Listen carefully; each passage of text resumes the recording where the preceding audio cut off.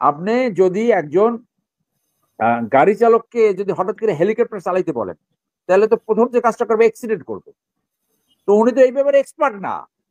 আমি একজন barrister, supreme কোর্টে প্র্যাকটিস করি, লয়ের ব্যাপারে আমার নলেজ আছে। উনি একজন ভিসি, ওনার শিক্ষাবিদ। এখন আমারে যদি ওপেনার সার্জারি করতে পারে, আমি কি সেটা পারবো? আমি তো প্যাশন শুরুতেই মেরে ফেলবো। তো উনি যে ফরেন পলিসি মারার পলিসি এটা, উনি, আমি এর আগে যদি ওনাকে সাথে সাথে ওনাকে সরানো উচিত। ওনাকে কোন বিবেচনায় ওকে নিরাপত্তা উপদেষ্টা বানানো হলো, কোন বিবেচনায়? তো বাংলাদেশে একটা একটা সংস্কৃতি কি হয়েছে যে রাজনৈতিক দলের সাথে না থাকলে তার কোনো অধিকারও নাই। আপনার নাগরিক অধিকার আদায় করতে হলে আপনার একটা রাজনৈতিক দলের সদস্য হইতে হবে, আপনার একটা চাপ থাকতে হবে, আপনার একটা শক্তি থাকতে হবে। এটা তো ব্যর্থতার লক্ষ্য। এক্সটার্নালি বিএনপির সামনে একটা বড় বিপদ আছে, যে বিএনপির এই মানুষের ভিতরে যদি এই ধারণা চলে যায় যে বিএনপি ভারতীয় তোষণ নীতি ফলো করে, যেটা আওয়ামী লীগের main policy, appeasement policy towards India, তাহলে এটা বিএনপির জন্য একটা একটা বিপদের কারণ হতে পারে। দেখুন, সেটা হারুন ভাইয়ের মতো আমিও বলবো, তারই ডিসক্লোজ করার কথা। এক অংশ যেহেতু সে প্রকাশ করেছে, আরো বিশদভাবে তারই প্রচার করা উচিত। তবে আমাদের ব্যক্তিগত নলেজে যেটা জানি, যে বাংলাদেশে লক্ষাধিক রয়ের এজেন্ট রয়েছে। এর ম্যাক্সিমাম সিভিল রয়ের এজেন্ট, এবং সশস্ত্র বাহিনীতেও একটা অংশ থাকতে পারে।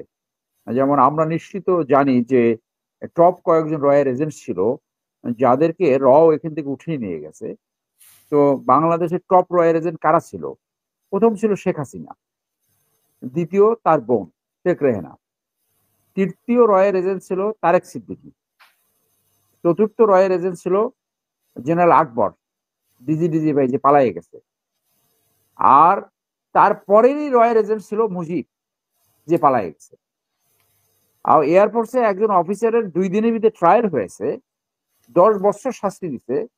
সে রয়ের মাধ্যমে 2 জন বান্ধবী নিয়েছিল এবং নতুন একটা গাড়ি নিয়েছিল।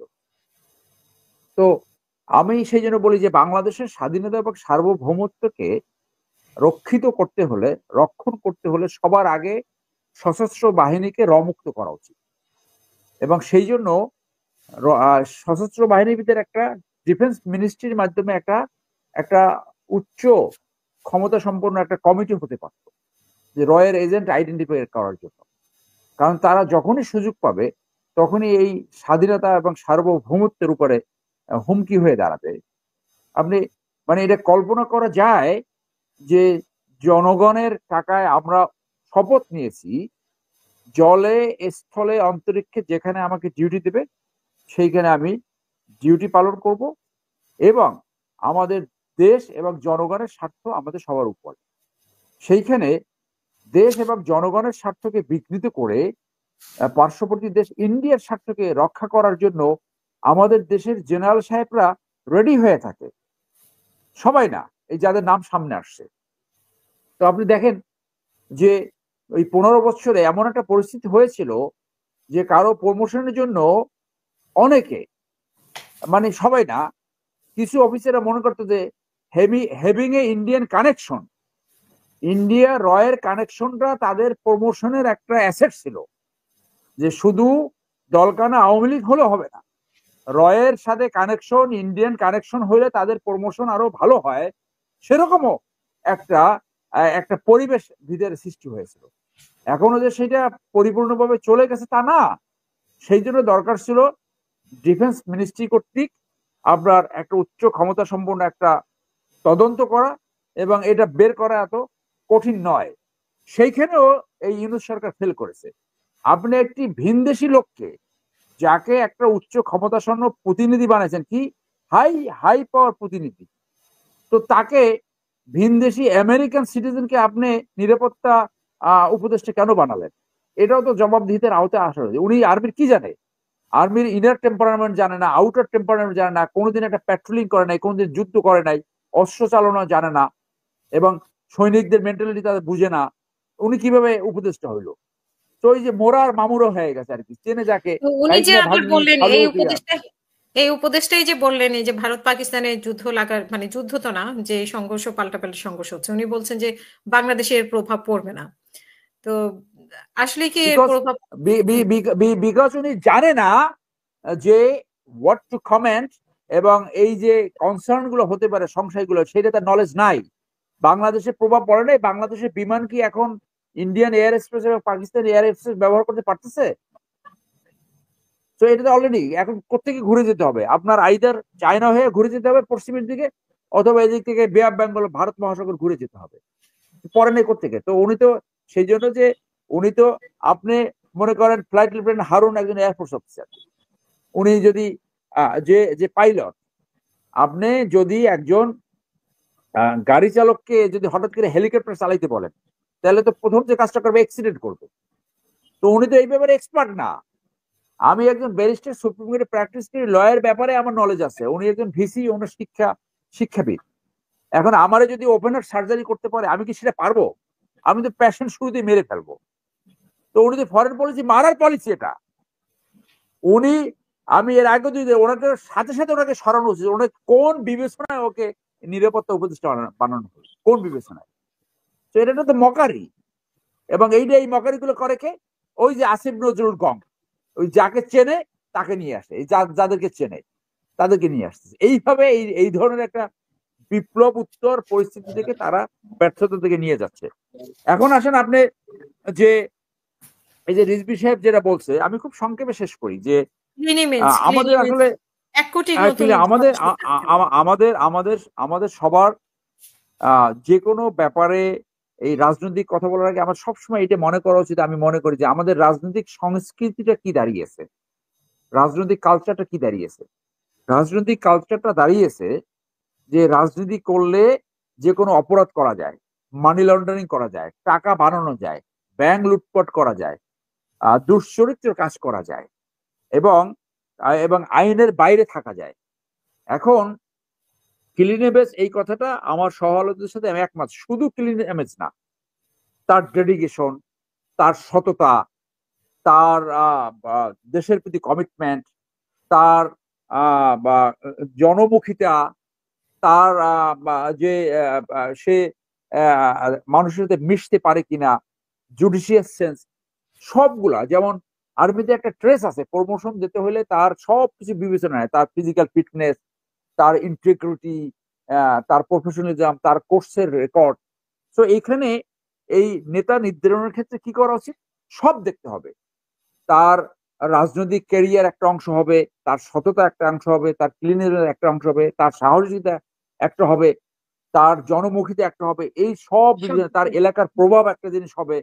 সবগুলো নিয়ে তারপরে একজন নেতা এইভাবে আস্তে আস্তে সামনে আসবে। কিন্তু আমাদের রাজনৈতিক সংস্কৃতির একটা অংশ হয়ে গেছে চাটুকর এবং গোলামরা সবসময় সামনে যায়, দুশ্চরিত্রের লোক সামনে যায়। আপনি বড় দলগুলোকে, একটা তো পতিত হয়ে পালাইছে, এখন যে দলগুলো আছে আপনি হাতে গুইনা 50 জন 50 জন 100 জন সৎ মানুষ বের করেন তো, হাতে গোনা। হয়তো এই হারুন ভাই একজন সৎ মানুষ, আমার সহ-আলোচকে ভিসি সাহেব একজন সৎ মানুষ, কিন্তু বাইর করেন তো আপনি।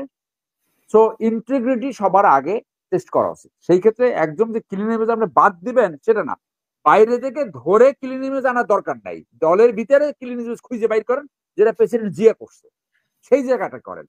তো ওই রাজনৈতিক সংস্কৃতি চেঞ্জ করতে হলে আপনার ভালো মানুষের প্রয়োজন হবে। আদারওয়াইজ আপনি আওয়ামী লীগকে ব্যান করার প্রয়োজন নাই। আপনি যদি ওই একই ধারার রাজনীতি করেন, যেটা মানুষ যদি এইটা বলা শুরু করে যে আগে ভালো ছিলাম, তাহলে এমনিই কিন্তু পুনর্বাসন হবে। তো আওয়ামী লীগকে দূরে রাখার সবচেয়ে বড় মেকানিজম হলো সুশাসন, ন্যায় বিচার, গণতন্ত্র চর্চা এবং নেতৃত্বতা, সেইগুলা, এবং ভালো পলিটিক্স, গুণগত পলিটিক্স।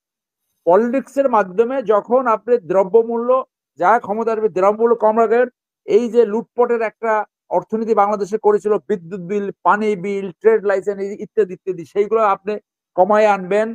আপনি মানুষের ন্যায্যতা রক্ষা করবেন, সুশাসন রক্ষা করবেন, মানুষের অধিকার, সাংবিধানিক এবং আইনগত অধিকারকে আপনি সুরক্ষা করবেন। কিন্তু বাংলাদেশে একটা সংস্কৃতি কি হয়েছে যে রাজনৈতিক দলের সাথে না থাকলে তার কোনো অধিকারও নাই। আপনার নাগরিক অধিকার আদায় করতে হলে আপনার একটা রাজনৈতিক দলের সদস্য হইতে হবে, আপনার একটা চাপ থাকতে হবে, আপনার একটা শক্তি থাকতে হবে। এটা তো ব্যর্থতার লক্ষণ। সেই জন্য আমি বলি যে ভালো রাজনীতি, আমি আবার ওই বলবো যে জিও রহমান, যে সেই সময় জিও রহমান কেন সাকসেসফুল হলো? কারণ আওয়ামী লীগ যে লুটেরা তন্ত্র কায়েম করেছিল, আওয়ামী লীগ যে মাফিয়া তন্ত্র কায়েম করেছিল, সেটা তো আজকে না, সেটা তো 71 সালের পর থেকে। তো সেইখানে মানুষ চেয়েছিল একটা ভালো রাজনীতি, সুশাসন, ন্যায় বিচার, ন্যায্যতা এবং এই দুর্নীতিবাজকে দূরে রাখা। সেই জন্য আপনার জিয়র রহমান এত পপুলার হয়েছে। সেই পপুলারিটি এখনো বিএনপি বেনিফিট পাচ্ছে। সেই জন্য আমি বলি যে আজকে বিএনপির সামনে বিপদগুলো কি, আমি 2 মিনিট নেব। বিএনপির সামনে বিপদগুলো হলো যে সব মিডিয়া হঠাৎ করে কিন্তু বিএনপি হয়ে গেছে। যে মিডিয়া 15 বছর স্বৈরতন্ত্রকে লালন করছে, পালন কিন্তু করছে, বিএনপির এবং ব্যাপারে তো চাঁদাবাজির ব্যাপারে আছে, এনসিপির ব্যাপারে এখন বলেন এখন হঠাৎ করে এই যে মিডিয়া, তো মিডিয়া কেন হঠাৎ করে এখন এত যেগুলো বলার দরকার না, এই যে যেগুলো মানুষ অপছন্দ করে সেইগুলো তারা কন্টিনিউসলি প্রচার করতে থাকে। এই যে হঠাৎ করে সব মিডিয়া এখন বিএনপি হয়ে গেছে, স্পেশালি বসুন্ধরা গ্রুপের, এইগুলো কিন্তু বিপদ বিএনপির জন্য। কোর্টের দা প্যারাডাইম শিফট, কোর্টের বিচার ব্যবস্থার যে শিফট, একটা উদাহরণ দিয়ে বলি, যে নাম ধরেই বলি যে আমানুল্লাহ, যেহেতু পত্রিকা আছে, আমানুল্লাহ আমার সাহেবের মামলা খালাস পেয়ে গেছে। উনি কিন্তু 15 বছরে খালাস হতে পারেন নাই। তাহলে এইটা কি বিএনপি কাউকে বলছে যে আপনি খালাস দেন? নো। এইটা কিন্তু জজ সাহেব হয়তো বিএনপির একজন বড় লয়ার গেছে হয়ে গেছে। এটা যদিও আমার জানা মতে এটা এন্টি করাপশন কমিশন আপিল করবে। তো এই যে কোর্টের দেখেন, কোর্টের টেম্পারমেন্ট শিফট হয়ে যাচ্ছে। আমি মনে করি এখানে বিএনপির একটা আহ্বান জানা হচ্ছে যে বিচার ব্যবস্থাকে আপনারা দুর্নীতিবাজের বিচার করুন, সে যেই হোক, শিফট। দেন বিএনপি যখন নির্বাচন আসবে, নমিনেশন বাণিজ্য যাতে কোনোভাবে কোনো ইমপ্রেশন সৃষ্টি না হয় যে এখানে নমিনেশন বাণিজ্য হয়েছে। দক্ষতা, যোগ্যতা, সততা, সাহসিকতা এবং এই সবকিছু টেবিলেশন করে তারপরে নমিনেশন দেওয়া উচিত।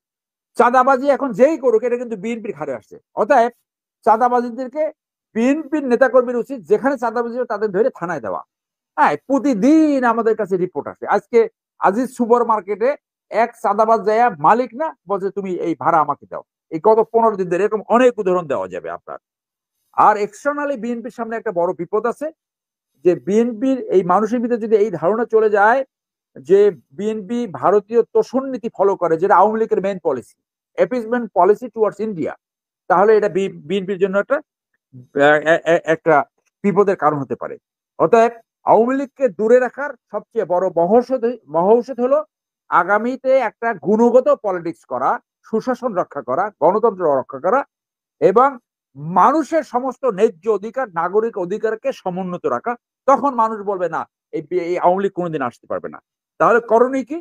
করণীয় হইল জিয়ার রাজনীতি ফেরত আনতে হবে। যোগ্যতা, দক্ষতা, সততা, সাহস, এটাকে সামনে আনতে হবে। আর দুশ্চরিত্র, দুর্নীতিবাজ এবং চাটুকার, বাটপার এবং এবং এই দলদাস যারা, তাদেরকে দূরে সরে রাখতে হবে। সর্বশেষে এইটুকু বলবো যে দলের ভিতরে একটা গণতান্ত্রিক প্রক্রিয়া এবং দলের ভিতরে একটা ডিবেটের ফোরাম, দলের ভিতরে ডিবেট হবে। রাজনৈতিক কর্মকাণ্ড হলো সমস্ত পাবলিক ফাংশন, দলের ভিতরে ডিবেট হবে। ওই ডিবেটের মাধ্যমে খারাপকে আউট করতে হবে, ভালো মানুষকে সামনে আনতে হবে এবং সেই ডিবেট জনসম্মুখে প্রকাশ করতে হবে। Because politics is a public affairs, এখানে গোপনীয় কিছু নাই। এর মাধ্যমে ভালো নেতা সামনে আসবে এবং খারাপ মানুষ দূরে সরে যাবে। ধন্যবাদ।